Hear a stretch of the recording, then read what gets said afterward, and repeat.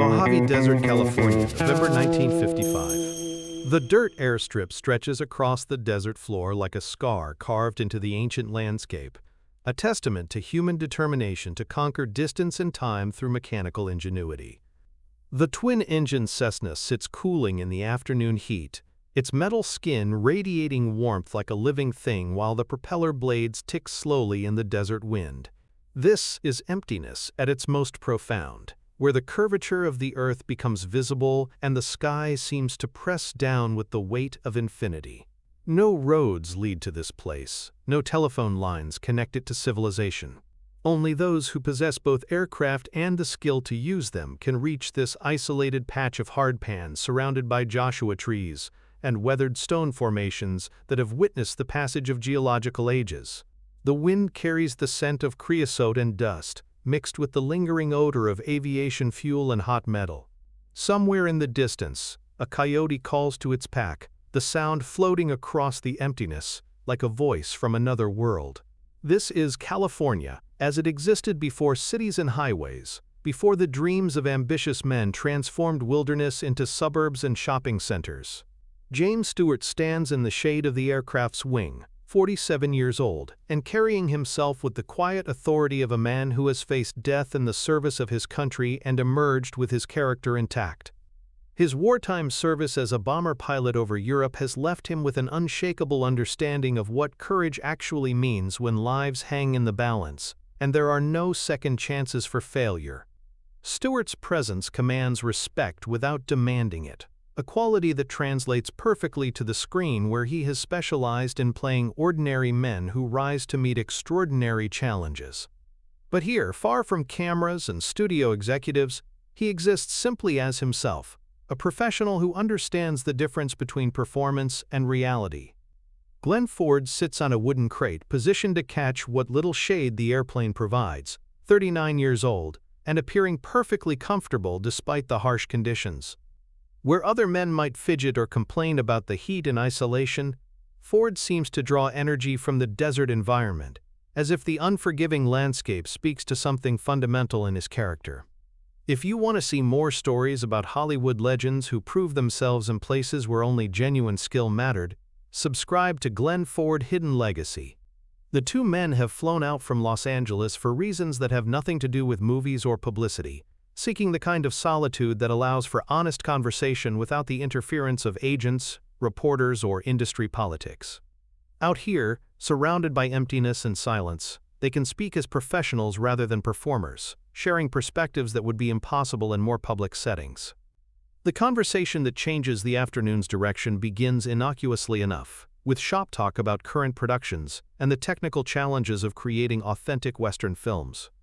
But as the sun continues its relentless journey toward the western mountains and the heat begins to ease slightly, the discussion turns toward more fundamental questions about authenticity and skill. Been thinking about these fast-draw competitions they're running back east, Stewart says, his distinctive voice carrying easily in the desert stillness. Fellows claiming they can clear leather in less than half a second. Seems like circus entertainment to me, not anything that relates to real gunfighting. Ford looks up from cleaning his fingernails with a small pocket knife, acknowledging Stewart's observation with thoughtful attention. "What makes you think it's just entertainment, Jimmy?" Stewart shifts his position to catch a different angle of shade as the aircraft's shadow moves with the sun. "Common sense, mostly. I flew combat missions for 3 years, saw what happens when men are under real pressure. Speed matters, sure, but what really counts is keeping your head when everything's going to hell around you." "Can't argue with that," Ford agrees. "But sometimes keeping your head means having the speed to act before the other fellow knows what's happening." Stewart shakes his head slightly, the gesture carrying the weight of hard-won experience. "In my experience, the men who survived were the ones who thought before they acted, not the ones who acted fastest. All this fast-draw business, it's just showmanship designed to impress audiences who don't know any better." Ford closes his pocket knife and slides it into his vest pocket, with the precise movements that characterize everything he does. "You might be right about most of it being showmanship, Jimmy, but not all of it." The challenge, though delivered in Ford's characteristically understated manner, carries unmistakable weight. Stewart recognizes the shift in tone, understanding that their casual conversation has moved into more serious territory. In his years of military service and Hollywood competition, Stewart has learned to identify the moments when respect must be earned rather than assumed. "You're telling me you can actually draw a gun in half a second?" Stewart asks, his voice carrying genuine curiosity mixed with healthy skepticism. "Faster than that," Ford replies simply. 0.4 seconds measured with precision timing equipment. Stewart studies Ford's face, looking for signs of exaggeration or false bravado, but finding only quiet confidence. "That's a hell of a claim, Glenn. You mind demonstrating?" Ford stands slowly, brushing dust from his clothing with movements that appear casual but suggest careful consideration of everything Stewart has said. "Happy to, Jimmy. But I should warn you, what you're about to see might change your opinion about the relationship between speed and survival." The two men walk away from the aircraft to an open area where the desert floor provides clear sight lines in all directions. The afternoon sun slants across the landscape at an angle that turns every grain of sand into a tiny mirror, creating an atmosphere that seems charged with potential energy. Ford checks his weapon with the methodical attention of a craftsman preparing his tools, examining the action and confirming the positioning of his holster with practiced efficiency. Everything about his preparation speaks of serious intent rather than casual demonstration, the careful attention to detail that separates professionals from amateurs. Stewart positions himself where he can observe clearly what's about to happen, while remaining safely out of the line of fire. His pilot's training has taught him the value of proper positioning and situational awareness, understanding that even demonstrations can become dangerous if proper precautions aren't taken. "Ready when you are, Glenn," Stewart says, his voice carrying the same calm authority he uses for pre-flight communications. Ford nods once, then assumes the stance that decades of practice have made as natural as breathing. There's no ceremony in his positioning, no obvious preparation that announces the significance of the moment. He simply stands there, right side angled toward an imaginary opponent, hand relaxed at his side. The desert wind continues its relentless movement across the empty landscape, stirring dust and sand into small whirlwinds that dance between the Joshua trees, like desert spirits seeking form.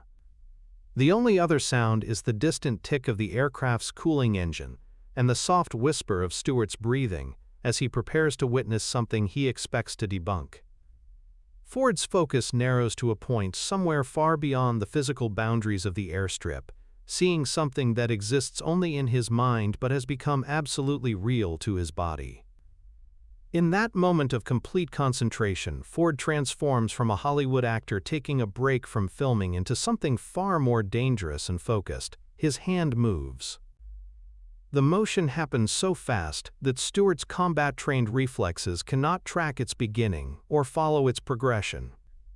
Ford's hand doesn't appear to travel from his side to his weapon so much as simply materialize wrapped around the Colt's grip. The gun clears leather in a movement so economical and precise that it seems to occur outside normal physical laws, 0.4 seconds from stillness to lethal readiness. But the speed represents only part of what makes the demonstration extraordinary. What truly astounds Stewart is the complete absence of visible effort or strain, the sense that Ford has tapped into some fundamental force that exists beyond normal human limitations. Ford fires once into the desert emptiness, the report echoing off distant rock formations like thunder in the clear air. The spent cartridge case arcs through the sunlight, spinning end over end before landing in the sand with a soft metallic ping that seems to punctuate the completion of something perfect. Then, with the same fluid precision that characterized the draw, Ford returns the weapon to its holster. The gun slides home with a soft click that arrives almost simultaneously with the sound of the brass hitting the ground, creating an acoustic signature that speaks of mechanical perfection achieved through human will. The silence that follows is profound, despite the presence of wind and distance. Stewart stares at Ford's holster, then at the spot where the brass cartridge gleams in the sand, then back at Ford's calm face. His mind struggles to process what his eyes have reported, trying to reconcile the impossibility of the speed with the undeniable evidence of its reality. "Jesus Christ, Glenn," Stewart whispers, and the profanity sounds like a prayer in the desert vastness. Ford adjusts his vest with the same attention to detail he brings to everything else, checking, positioning, and smoothing fabric as if he's just completed a routine task rather than a demonstration of skill that challenges the boundaries of human capability. "It's not a trick, Jimmy," Ford says quietly, his voice carrying across the empty space between them with perfect clarity. "It's not showmanship or circus entertainment. It's physics. Action and reaction, cause and effect, measured in fractions of seconds that most people will never understand." Stewart walks closer to Ford, his boots crunching softly in the sand as he tries to process what he's witnessed. "I couldn't even see your hand move. It was like watching something happen in a different time frame from the rest of reality." Ford nods, understanding what Stewart is trying to express. 20 years of practice, Jimmy. Same movement repeated until the body knows what to do without consulting the mind. When you eliminate doubt through preparation, what remains isn't magic, it's law. Stewart bends down and picks up the spent cartridge case, examining it as if it might provide clues to understanding what he's just experienced. The brass is still warm from its brief journey through Ford's weapon, a physical reminder that what he witnessed was real rather than illusion. "This changes things," Stewart says slowly, his voice carrying the weight of genuine revelation. "All this time, I thought fast draw was just entertainment for people who don't understand real violence. But what you just did, that's not entertainment, that's a weapon system."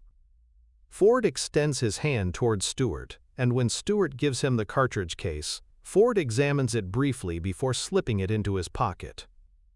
"Different tools for different purposes, Jimmy. Your way works when you need to think through complex problems under pressure, when lives depend on making the right decision rather than the fast decision. But sometimes the right decision is speed itself." The two men stand facing each other in the desert afternoon, representatives of different approaches to survival but united in their recognition of genuine excellence. Stewart with his intellectual courage and strategic thinking, Ford with his technical perfection and tactical precision. Both necessary, both valuable, both dedicated to standards that transcend public recognition. "How do you maintain that level of precision?" Stewart asks as they prepare to return to the aircraft. "How do you keep from losing the edge you've developed?" "Same way you maintain your flying skills," Ford replies. "Daily practice, constant attention to fundamentals, never allowing yourself to become satisfied with almost good enough." Stewart nods, understanding the comparison on a level deeper than mere analogy. His own commitment to aviation excellence requires the same dedication to continuous improvement, the same refusal to accept declining standards as inevitable. As they walk back toward the waiting aircraft, Stewart finds himself thinking about the nature of mastery and the various forms it can take. His own achievements, considerable though they are, suddenly seem like preparation for understanding true excellence rather than excellence itself. The demonstration becomes part of Mojave Desert folklore, one of those stories that circulate quietly among pilots and aviation enthusiasts who understand the difference between competence and genuine mastery. But those who hear it secondhand can never fully comprehend what Stewart experienced that afternoon. Ford returns to his quiet observation of the desert landscape, treating the demonstration as a brief interruption in an otherwise peaceful afternoon. For him, the moment holds no special significance beyond its function as education, another opportunity to show someone the difference between assumption and reality. Stewart's subsequent flying carries a different quality, informed by his recognition that excellence in any field requires the same fundamental commitment to precision and practice. His respect for technical mastery increases his appreciation for all forms of genuine skill. The airstrip continues to serve serious aviators for another decade before military expansion claims the land for other purposes.